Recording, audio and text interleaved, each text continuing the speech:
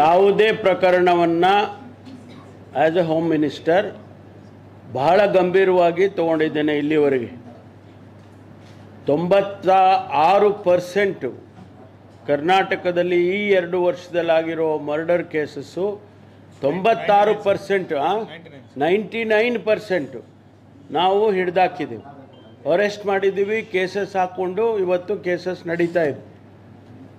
What more you want? ಅಲ್ಲ, ಒಂದು ನಿಮಿಷ, ಕಾಮೆಂಟ್ಗಳು ಮಾಡ್ತಾ ಇರ್ತಾರೆ, ಆದರೆ ನಾವು ನಮ್ಮ ಉತ್ತರ ನಮ್ಮ ಕೆಲಸದಿಂದ ಉತ್ತರ ಕೊಡ್ತೀವಿ ಅವ್ರಿಗೆ.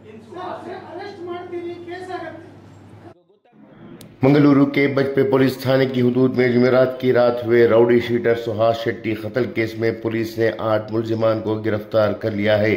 गिरफ्तार अफराद में अब्दुल सफ़वान, नियाज, मोहम्मद मुजम्मिल, खलंदर शाफी, रंजीत, नागराज, मोहम्मद रिजवान और आदिल मारूफ शामिल हैं। इस हवाले से मंगलुरु पुलिस कमिश्नरेट के दफ्तर में प्रेस कॉन्फ्रेंस करते हुए रियासती वजीर दाखिला डॉक्टर जी परमेश्वर ने कहा कि सुहास शेट्टी कत्ल मामले की तहकीकात जारी हैं और अब तक 8 अफराद को गिरफ्तार किया जा चुका है। उन्होंने वाज़ेह किया कि कानून तोड़ने वालों को किसी भी तबके से ताल्लुक़ हो उसे बख्शा नहीं जाएगा। तमाम मुमकिन कानूनी इक़दाम उठाए जाएंगे। डॉक्टर जी परमेश्वर ने साउथ कैनरा में पैदा हुए कशीदा हालात के पेश नज़र सूरत हाल का जायजा लेने और पुलिस के आला अफसरान से मशवरा करने के लिए मंगलुरु का दौरा किया और कई अहम अजलास मुनक़द किए। पुलिस ने वारदात के फौरन बाद कार्रवाई शुरू की थी और कत्ल में इस्तेमाल की गई कार को जब्त किया था। सीसीटीवी फुटेज के मदद से की गई कार्रवाई में 8 मुलजिमान को गिरफ्तार किया गया है। वजीर दाखिला डॉक्टर जी परमेश्वर ने ऐलान किया कि साउथ कैनरा और उडुपी जिले में फिरकावाराना जरायम में मुलविस अफराद की शनाख्त के लिए हुकूमत खुसूसी कोशिशें कर रही है, जिसके तहत एंटी कम्युनल फोर्स कायम की जाएगी। इस फोर्स का मकसद ऐसे तमाम अफराद और इनकी हिमायतों के खिलाफ सख्त कार्रवाई करना है जो फिरकावाराना जरायम में मुलविस पाए जाते हैं।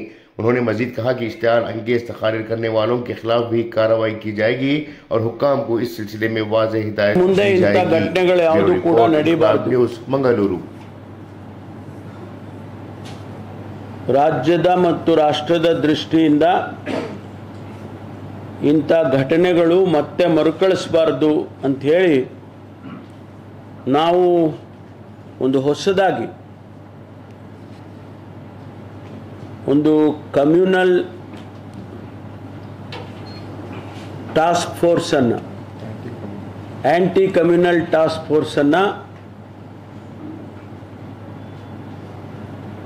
ಯಾವ ರೀತಿ ಆ್ಯಂಟಿ ನಕ್ಸಲ್ ಫೋರ್ಸ್